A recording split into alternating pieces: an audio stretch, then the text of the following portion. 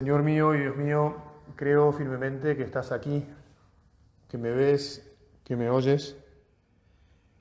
Te adoro con profunda reverencia, te pido perdón de mis pecados y gracia para hacer con fruto este rato de oración. Madre mía Inmaculada, San José, mi Padre y Señor, Ángel de mi guarda, intercedan por mí. Bueno, antes de empezar, después de tener una charla con uno de ustedes, decidí que voy a hacer las meditaciones que quedan un poco más cortas y que a los que quieran, después de terminar la meditación, los voy a invitar a ir al living y allí conversar sobre lo que proponemos en la meditación, de manera que nos podamos enriquecer, insisto, libremente, cada uno con las propias experiencias sobre el tema tratado. No es obligatorio, pero pienso que vale la pena escucharnos unos a otros un poco más. Tiene razón, y era algo que yo ya tenía en la cabeza, pero que me lo dijo, me parece que gatilló una necesidad. Bueno, en la meditación anterior estuvimos conversando con el Señor y dándole vueltas al tema de la unión con Dios en el trabajo, ¿verdad? Y cómo poder servir con amplitud de miras, con grandeza de corazón, y cómo eso se hace realidad en la medida que estamos unidos a Dios. Y lo perdemos, se nos escurre, si se nos achica el corazón por el egoísmo y por desconectar del ideal que nuestro Señor siembra con su venida a la tierra, ¿no? Ahora, hay otra realidad muy conectada con la realidad del trabajo, que es la realidad familiar. Es decir, nosotros compartimos, por decir así, en nuestras vidas el mundo familiar y el mundo laboral. Y en la familia también tenemos, por voluntad divina, que encontrarnos con el Señor. De hecho, esa vida que decíamos de Jesús, divinizando el trabajo, es también una vida en la que divinizó la vida en familia. Dios se hizo presente en la realidad del hogar de Nazaret, compartiendo con su Madre Santísima y con San José y con los parientes que vivían en aquella aldea, porque estarían todos relacionados, o eran primos, ¿no?, tíos, etcétera, o eran muy amigos, muy allegados, y no serían tantísima gente. Nazaret era una aldea muy pequeña, ¿verdad? Y ahí se hizo presente Dios y pasó oculto, o tal vez dejó una luz maravillosa que es necesario que descubramos. Te pedimos, Jesús, que una y otra vez nos ayudes a volver sobre tu realidad familiar en Nazaret, sobre tus años escondidos y a la vez, insisto, luminosos, sobre la manera de transformar la realidad sin que pareciera o apareciera exteriormente que se estuviera transformando nada.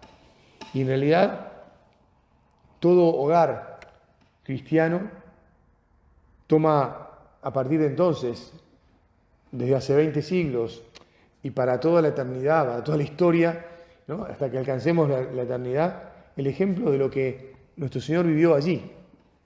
El ejemplo de alegría basada en el servicio, en el amor, es decir, en el deseo de darse al otro para que el otro esté bien, en el olvido de uno mismo, en la abnegación silenciosa y a la vez en el buen humor, en el perdón. Padre, ¿qué me habla de perdón si la Virgen y San José y Jesús difícilmente se lastimarían, ¿no? Bueno, por ahí tenés toda la razón del mundo.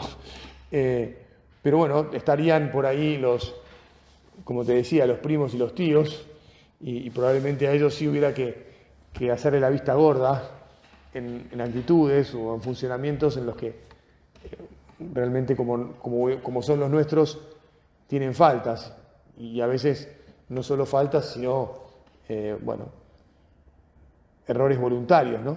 En los que caemos, por torpeza o por egoísmo.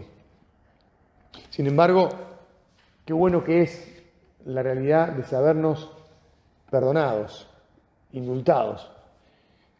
No sé si te llegó la noticia, hace poco apareció unas declaraciones públicas de Marcelo Bielsa, que decía que la religión, y especialmente la católica, decía que es cristiano el hombre, va a misa incluso entre semanas. Me han comentado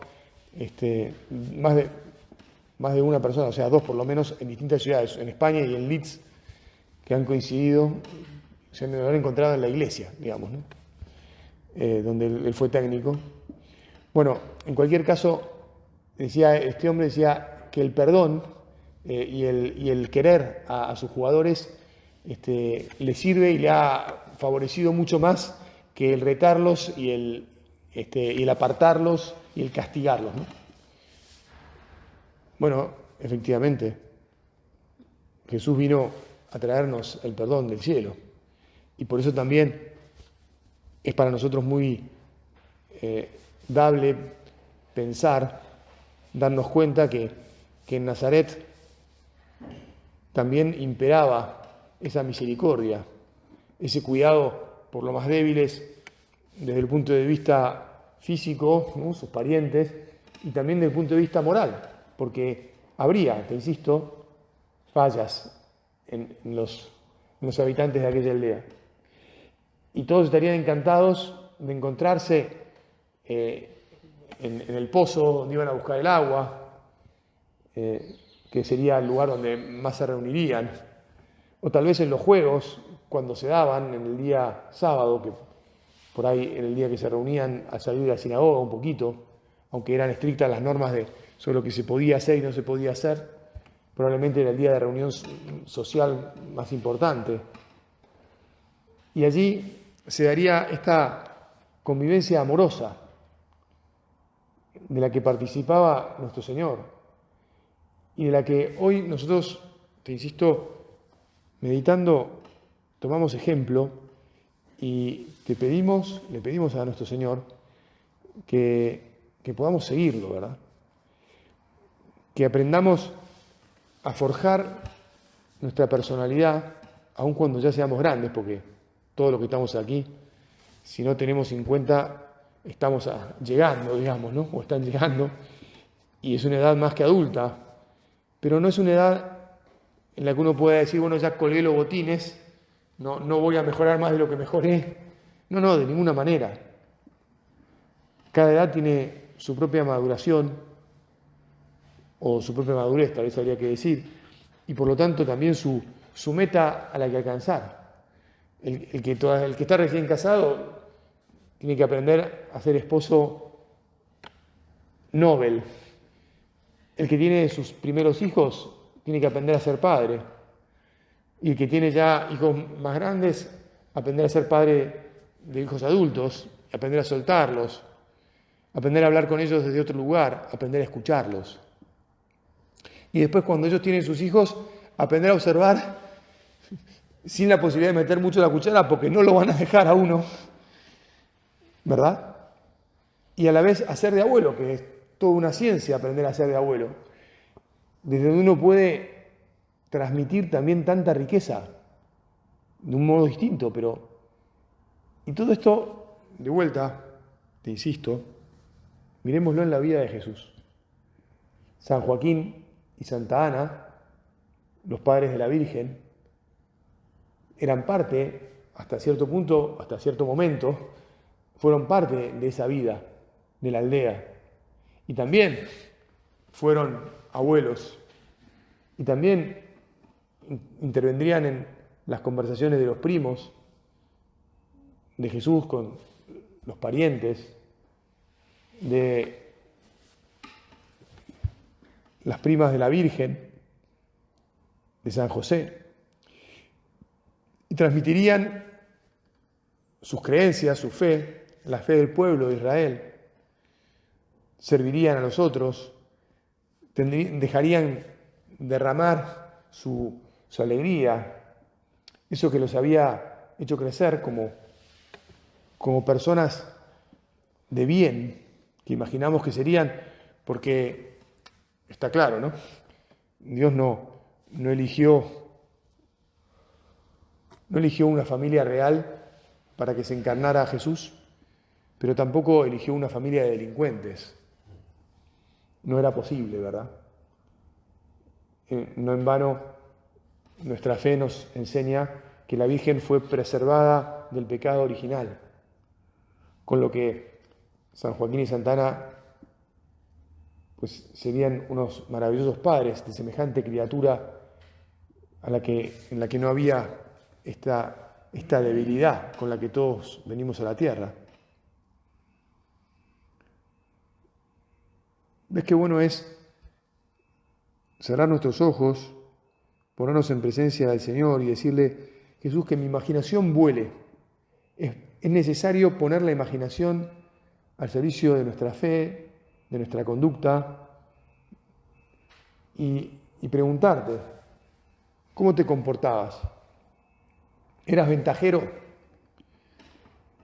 En los juegos, cuando eras chico, con los demás niños y adolescentes que crecían en aquella sencillez, en aquella pobreza incluso, porque está claro que no era una sociedad muy sofisticada, donde había privilegios y cosas, te imponías a los demás, querías salirte con la tuya. ¿Verdad que nos choca semejante idea? Está claro que Jesús tampoco sería alguien que pasaría inadvertido por insulso, porque nadie le prestaba atención. Me parece que todo lo contrario, ¿no? En su humildad, ¿viste esas personas que lideran por presencia? Esos chicos que solo por estar y por la manera en que se relacionan, que cuidan, que respetan a los otros, todos los demás lo siguen. No es que levantan la voz o que se imponen o que gritan, sino que atraen porque se ocupan de los demás. Y entonces los demás dicen: este me cuida, este me respeta, este me protege. Voy a ponerme al lado de él. Me conviene. Es lo mejor que me puede pasar. Qué alegría que transmite, qué serenidad. Cómo cuando está él, los juegos, las reuniones, las conversaciones fluyen de una manera que si no está él, todos lo notamos, porque terminamos siempre medio un poco levantando la voz, alguno molesto, otro disconforme. Cuando está él, Jesús, ¿cómo me gustaría ser como vos? ¿Cómo me gustaría poder imitarte? Quiero imitarte. Lo procuro.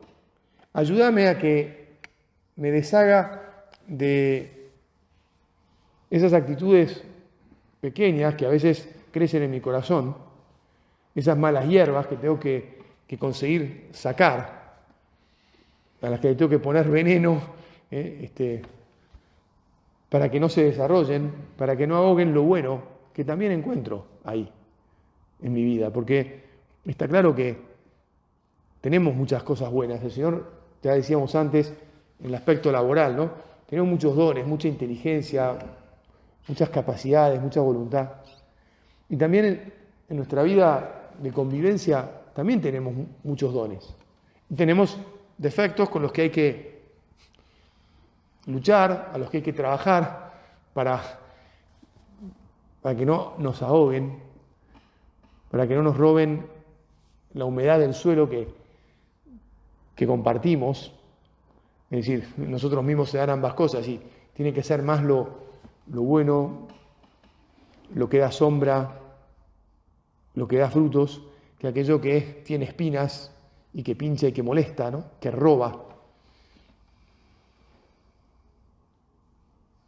Son un poco metáforas, pero que me parece que nos ayudan a decir, bueno, sí, Señor, es verdad, es necesario reconocer, es necesario escuchar y es necesario trabajar. Es decir, sacar propósitos concretos, darme cuenta que ya a un hijo que tiene 15 o 16 años no me puedo dirigir de la misma manera que cuando era más chico. Tengo que hacerle más preguntas en vez de decirle demasiadas cosas o darle órdenes.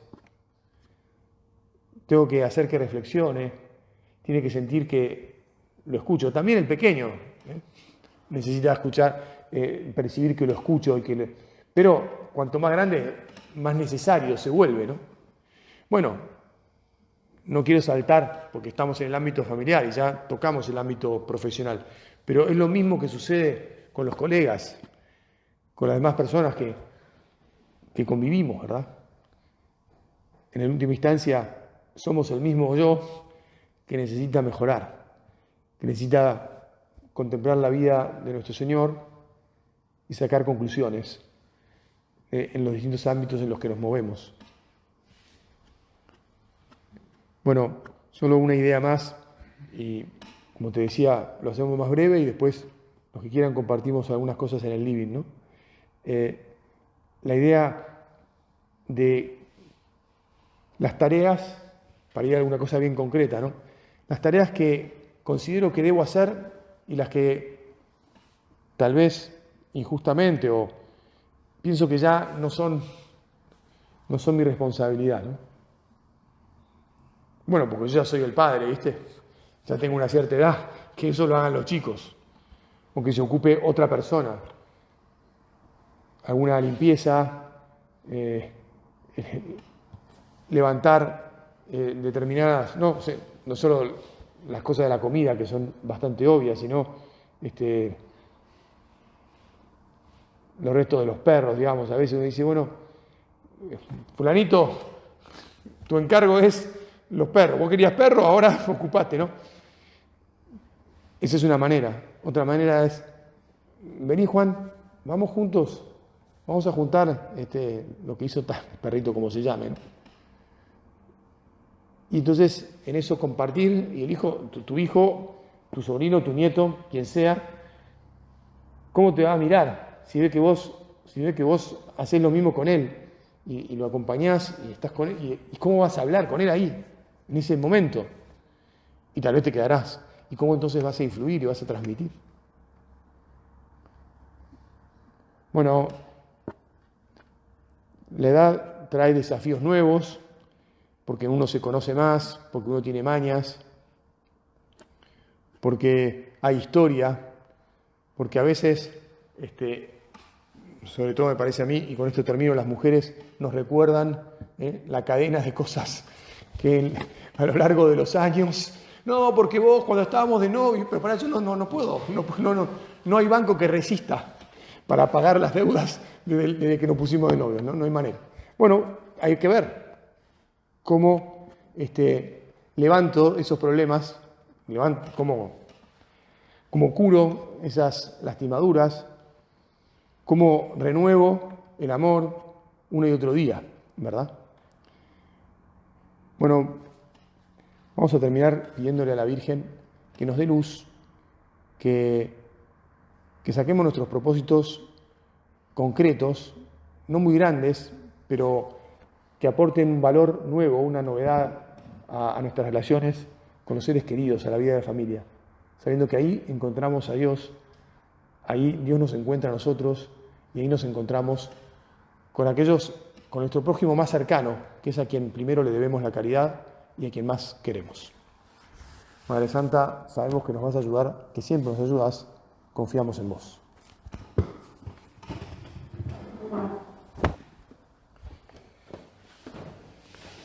Te doy gracias, Dios mío, por los buenos propósitos, afectos, e inspiraciones que me has comunicado en esta meditación.